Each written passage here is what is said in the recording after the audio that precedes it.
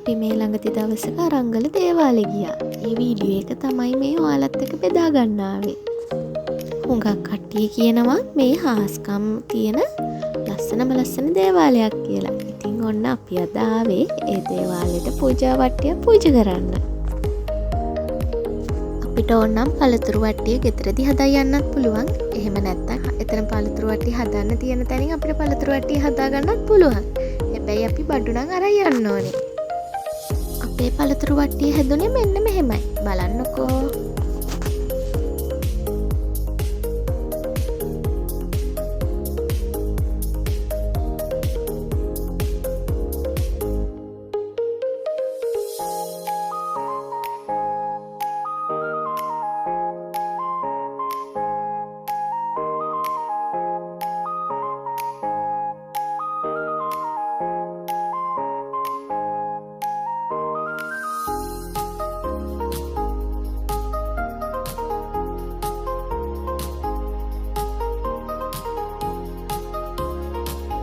ඔන්න අපේ පළතුරු වට්ටිය නම් දැන් හදලා ඉවර වෙන්න ළඟයි.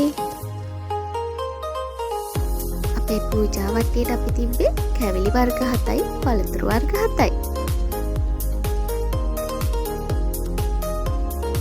ඉතින් යාළුවනේ අපි කැවිලි වට්ටිය හදලා අපේ එතන තිබ්බ ඔක්කොම කුණු ටික අපි උරේකට දාගත්තා.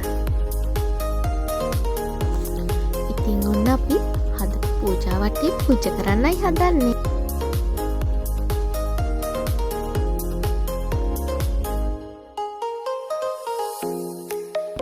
ඔයාලත් ඇවිල්ලම බලන්නකෝ. මේ දේවාලෙත් එක්ක ලස්සන පන්සලකුත් තියෙනවා. හරිම ලස්සනයි මේක.